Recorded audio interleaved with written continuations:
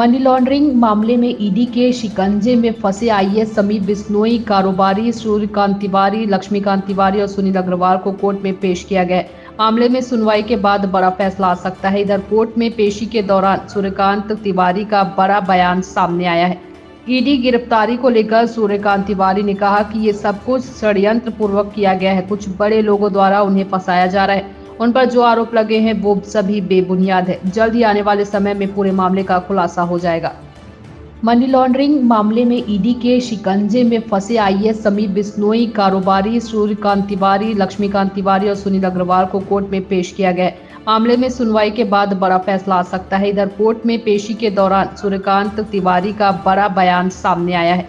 ED गिरफ्तारी को लेकर सूर्यकांत तिवारी ने कहा कि ये सब कुछ षड्यंत्र पूर्वक किया गया है। कुछ बड़े लोगों द्वारा उन्हें फंसाया जा रहा है। उन पर जो आरोप लगे हैं वो सभी बेबुनियाद है। जल्द ही आने वाले समय में पूरे मामले का खुलासा हो जाएगा। आपने खुद सरेंडर आके किया है, खतरा किससे है आपको? आप बता दीजिए ना, स्पष्ट कर दीजिए मीडिया को। आज राजनीतिक षड्यंत्र किया जा रहा है। कौन कर रहा है? समय आने पर साजिश का पर्दाफाश करूंगा। राजनीतिक षड्यंत्र कौन कर रहा है बताऊंगा, समय में पर्दाफाश करूंगा। ईडी ने आपको अपने प्रेस विज्ञप्ति मुख्य सरगना बताया है, आपको क्या कहेंगे इस पर? सारी चीज झूठ और बेबुनियाद है। ईडी माने झूठ बोल रही है। सच सामने आ जाएगा, न्यायपालिका का सम्मान करिए।